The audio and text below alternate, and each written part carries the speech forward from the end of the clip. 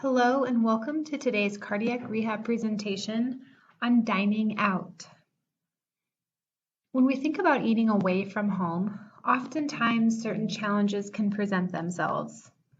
We're not in control of a lot of things when eating out. Portion sizes, nutrition information, even the meal combinations in general. So understanding how to dine out smarter can hopefully help us do so with less stress or less guilt and just a little bit more intentionality with the heart health recommendations. In general, there are no shortage of options when it comes to eating out. With nearly 1 million restaurants in the United States, over a third of which are fast food, we're seeing a growing trend of the number of dollars spent away from the home for meals, getting close to surpassing the dollars spent on groceries to prepare meals in the home.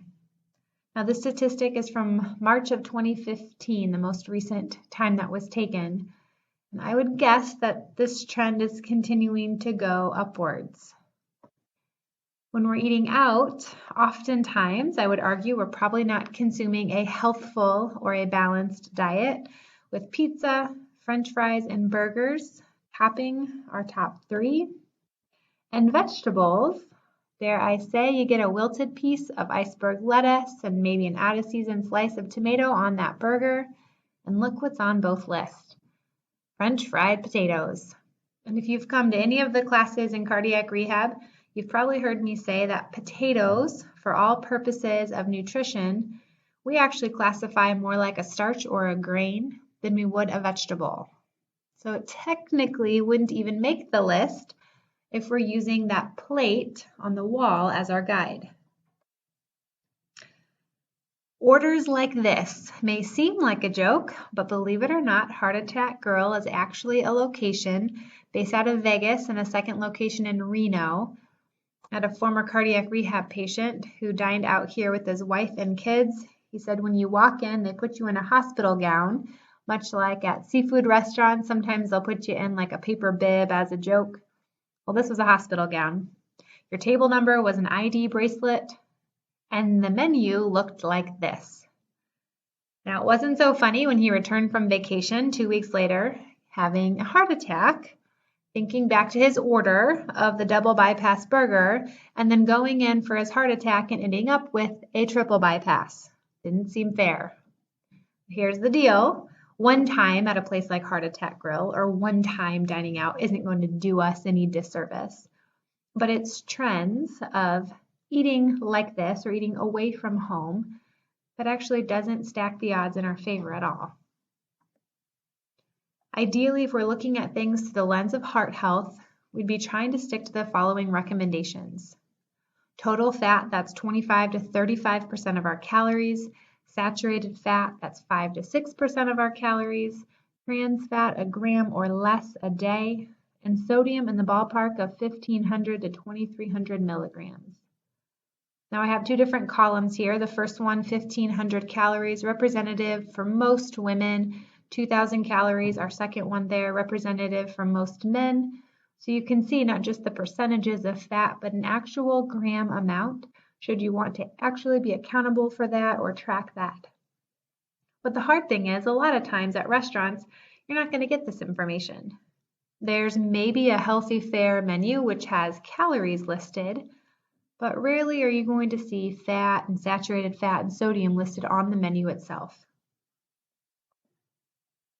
So that being said, let's talk about how to make smarter choices when we dine out, so it doesn't have to feel like an off-limits or something that would be a never type of occasion, but rather something, again, we can enjoy and potentially with less guilt.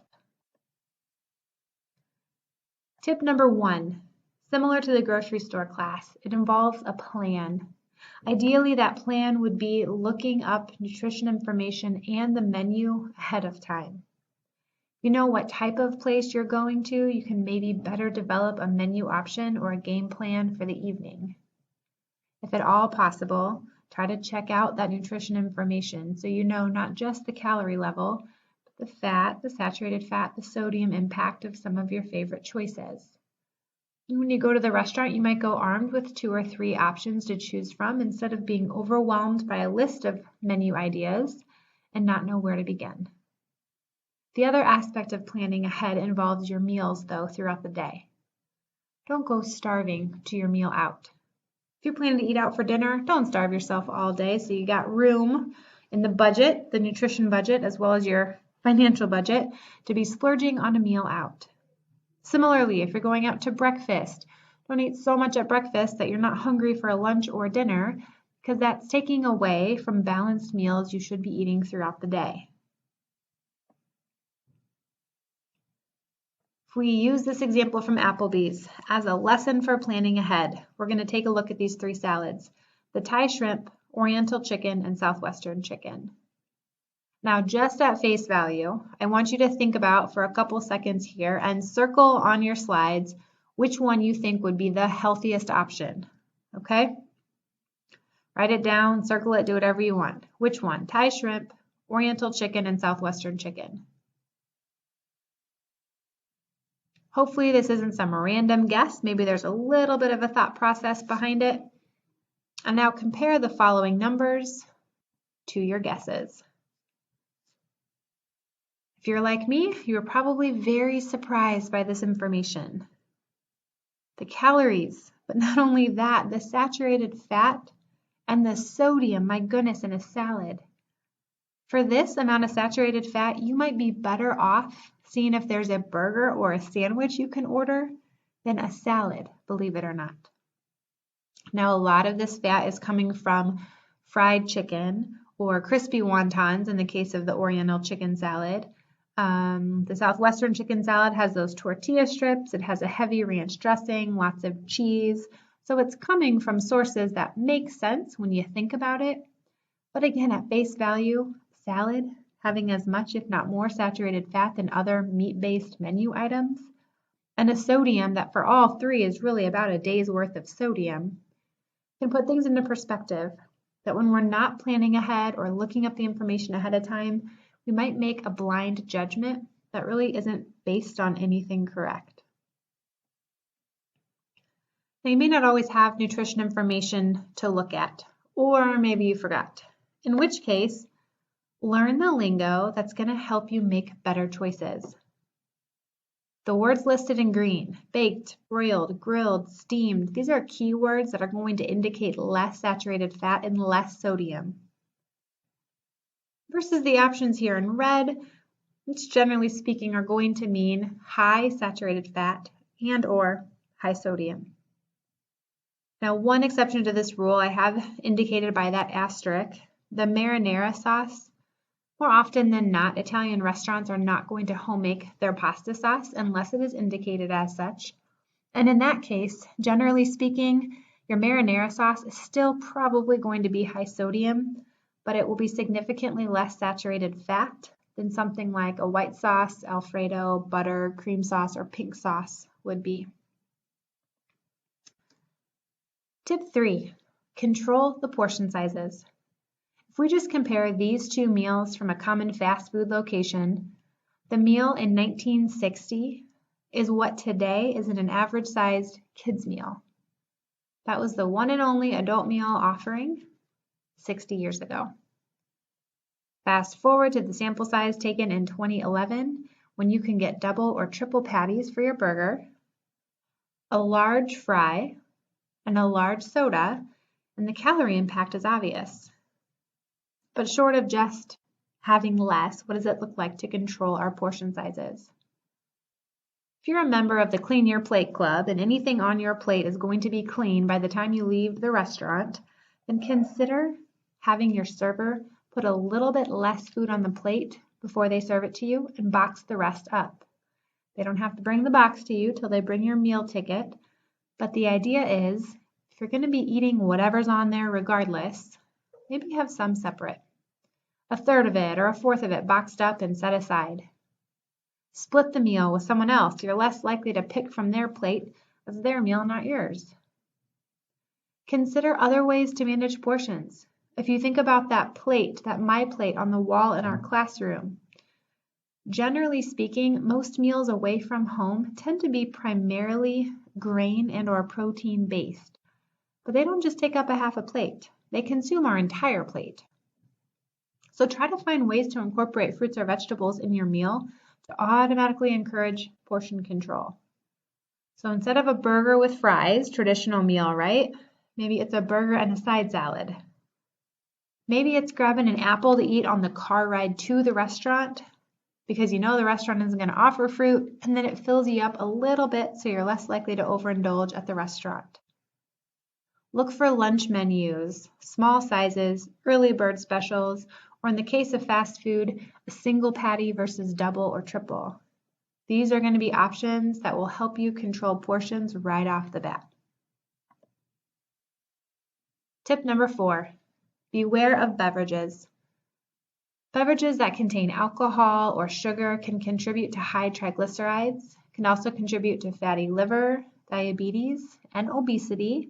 So being mindful of where our calories are coming from can also help us manage our risk factors for heart disease. Alcohol in moderation, and I have the pictures of alcohol equivalents listed on the screen there. 1 drink per day for women, 2 drinks per day for men. And no, if you don't drink all week, you don't get 5 on a Friday, ladies, or 10 on a Friday, guys. The idea is this is a daily average. Sugar-free beverages, diet soda, unsweetened tea, these would also be good choices, at least better than their alternative. And I just want to note that oftentimes lemonade at a restaurant is not a sugar-free version of lemonade. It can be just as high sugar as most regular sodas. Juices, cocktails, same thing, not always a healthier option, even though it may be marketed so. So if you can stand it, just a water. Gosh, it's free. And the other nice thing is you don't need to worry about what's in it. If you can't handle it plain, pack along a little Crystal Light packet for your pocket or your purse and flavor your water if you need to. Tip 5, go easy on the extras.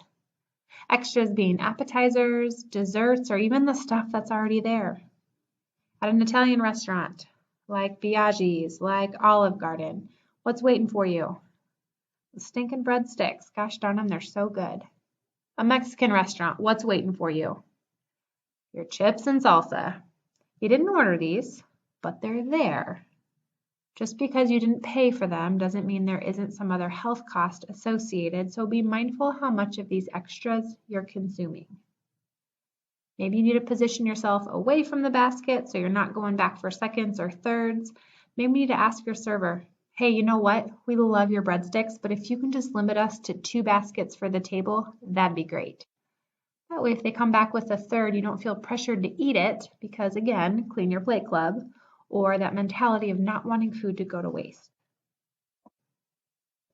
And the last tip, be specific. Ask questions about how the food was prepared, what's on it, or what other options might exist. Can I get any of this on the side? Could you just not salt it for me in the back? What are the sauces or preparation methods that you use? For example, could you grill this instead of fry it? Are there substitutions available for the fries, maybe like a side salad or vegetables or fruit? It may not be listed, but it might be available if you ask, and sometimes even available for free. To show the example of grilled versus fried, I'm showing chicken parm from Olive Garden. It's 2 chicken breasts covered in mozzarella cheese and sauce and served with a bed of pasta. And I would argue this can easily make 2 meals. So this nutrition information you see, it's a lot of calories, saturated fat, and sodium regardless of the option, but certainly the one on the left, the grilled version, much better than the one we're seeing on the right, which is the deep fried chicken breast option. It's not listed as an option on the menu, but if you ask, it can be done. Now I want to run through some different choices because depending on the type of restaurant you're going to, there's going to be different available options. For example, what you order at a Chinese restaurant or what you request there is going to be different than how you do things at Bob Evans, for example. So let's run through different types of places. I'm not going to list every bullet point or read every bullet point to you, but I want to highlight a couple and show you why they're valuable changes. When it comes to breakfast places, choosing English muffins, small bagels, whole grain toast in place of donuts, croissants, or biscuits can offer significant savings for both saturated fat as well as sodium. Let me show you this at Dunkin' Donuts. Sausage, egg, and cheese croissant, medium coffee with cream and sugar, gives us the grand total right here. Look at the saturated fat. That's 2 or 3 days worth of saturated fat and a day's worth of sodium, and that's at breakfast. Never mind the fact of the calorie and fat impact. So same location with a swap. We're substituting the breakfast bread instead of a croissant, an English muffin. And this one does not have the sausage, but it is a whole egg. It's not an egg white, so it's the whole egg, cheese on an English muffin, medium coffee, skim milk and Splenda, and check out the difference. We went from 25 grams of saturated fat down to 3.5. We went from almost 1,700 milligrams of sodium down to 470. Now you're not going to see these comparison slides on your take-home versions, but if it helps you to write them down, by all means, feel free to jot down some of these differences. I just want to highlight a couple points on a few of these slides and show you visually the difference.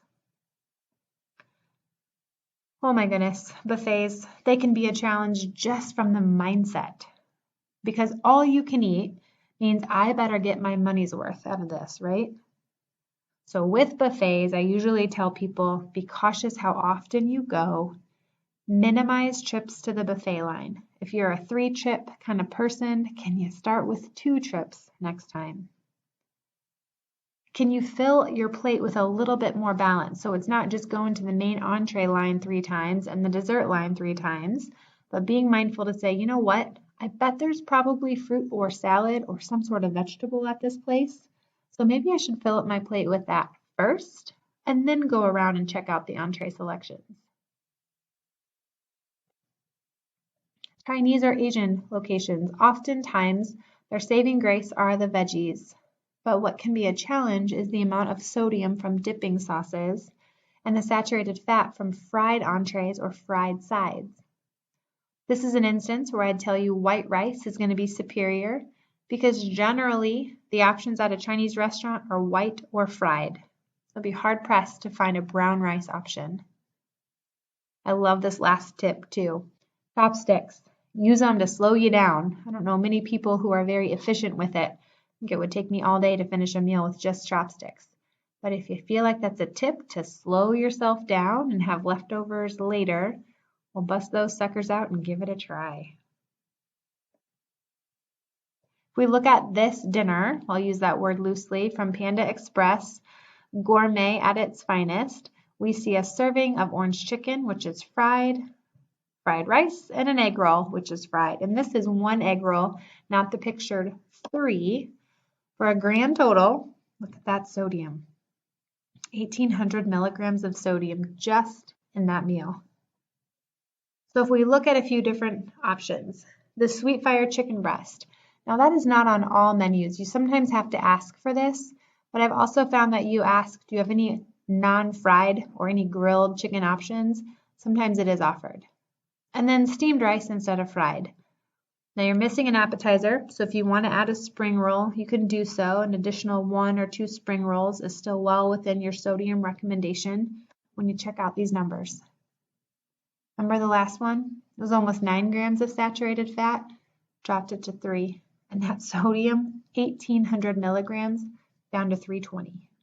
Pretty significant savings just by applying a couple of the tips we talked about from the previous slide. Fast food. Singles, so a quarter pounder traditionally. If you can opt without cheese, that's going to save you a ton of sodium. In fact, generally speaking, as much sodium as what would have been in a small fry order. And really just portion control in general. A small versus a large fry, I mean, look at that difference. Honestly, the saturated fat and the sodium, it's not that bad with a small fry. And if that helps you manage portions better and still enjoy the meal, Well, that's still more damage control than if we just ordered the large and hoped for the best. Now, Mexican restaurants can pose an interesting challenge. Oftentimes, there may be a language barrier, but also, too, there's usually not nutrition information readily available. So this is an instance where you'd really need to use your special request option or look for side dishes that might better fit your needs. High-fat items like guac, cheese, sour cream, get those on the side or see if you can opt without them. And instead flavor with lower calorie items like salsa, pico de gallo, or even just plain black or pinto beans. Now guacamole, even though it has avocado in it, and avocado traditionally is good for us, generally, if it's being made at a restaurant, there tends to be other sources of fat in there. A lot of times too, it's just a high fat side that if you just asked for the avocado itself for flavoring, you may get by with just as much taste and significantly less unknown ingredients, or certainly less fat. Pasta places, now they tend to offer vegetables, whether that be a side salad to start your meal, or maybe even vegetables as part of it, but oftentimes portions can be very large here. Good opportunity to try a small or half order, maybe split a meal or box up the leftovers quickly. Look for red sauces versus the white or the cream versions to help save on the saturated fat. And guys, I'll tell you what, I've been trying to find a healthy version of pizza out for years. Still haven't found a real good one. But when it comes to pizza, this is another one to be mindful of with portions. How many slices am I eating? And what am I putting on it? If you're putting on a meat like a pepperoni, a sausage, a bacon, you're adding fat and sodium to an already high-fat, high-salt meal just because of the sauce, the cheese, and usually even the crust. This is a one-slice comparison. They're thin crust veggie compared to the original crust sausage. I feel like it's disappointing when I think about the sodium difference, especially considering the big difference there is in crust. But if you think about eating multiple slices of either of these, you can see how the numbers will add up very quickly and not always in our favor compared to those recommendations we talked about earlier. Places like Subway, Jimmy John's, Jersey Mike's, these are all options that sometimes are touted as healthier or lighter, but be mindful, they may be lower calories, but certainly not lower sodium. Soups, condiments, cheeses, the lunch meat that's used. Oftentimes these are hidden but very real sources of salt from the restaurants, so be mindful of your choices. This lunch from Subway, tuna salad with baked potato chips. Not that bad with saturated fat, but certainly I would say kind of high sodium. Comparatively, the roast beef, I chose this because it used to be a low sodium lunch meat. They no longer offer that. Substituted the chips for the apple. And I'd still say maybe not necessarily a great option when it comes to sodium, though certainly better. We did save half the saturated fat, however, by being in control of the mayonnaise. Choosing a light mayo versus the traditional heavy or original mayonnaise in something like a tuna or a chicken salad gives you just a little bit more control. And we've all probably heard about the value of fish. Eat more of it. But the hard thing is it's only good for you if we bake it, broil it, or grill it. It kind of loses a lot of its benefits if we've got to deep fry it. So if the only way you enjoy fish is deep frying it, then maybe consider adding alternative flavors like citrus or other types of lemon, lime, or orange wedges so that you can add flavor without all the extra grams of saturated fat. Let's compare a day's worth of original choices from Dunkin', Subway, and Panda for a whopping 2,580 calories, 124 grams of fat, 38.5 grams of saturated fat, which is at least 3 days worth, and 4,330 milligrams of sodium.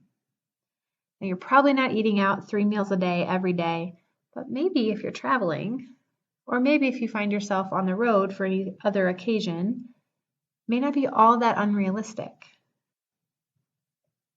Compare this to the options that we replaced in the green boxes on all the previous slides. And our whopping total is under the calorie, fat, saturated fat, and sodium recommendations for women. So guys, you got plenty of room to play with here. Ladies, we're keeping it well within our budget, so to speak, for all of these nutrients. Being mindful that when we eat out, we can still use it as an opportunity to practice some of the habits we've learned or to put in place some of the new ones we talked about today can allow dining out to remain a part of our day-to-day or at least our month-to-month without all that extra guilt or negative impact that can be associated when we go too often or not accountable for our choices. If you go to certain restaurants often, something to consider would be to have a printout of their menu and or their nutrition information in your car. It can also be handy to have them saved to your phone, again, if it's a place you frequent often, so you know right off the bat what some of those good choices are going to be. And the big thing here is just being mindful of frequency. If you're dining out 3 or 4 times a week now, can you cut it down twice? If you're dining out once or twice a week now, can you cut it down to once every couple weeks? Trying to find ways to manage how often we do it can be one of the best ways to manage the choices too, because as you can see, it just tends to be a bit more challenging when we're eating away from home. If there's certain questions that you have or individual recommendations you're looking for based on the places you go often, jot those down so I can be sure to address them at a later time. Thanks and happy eating.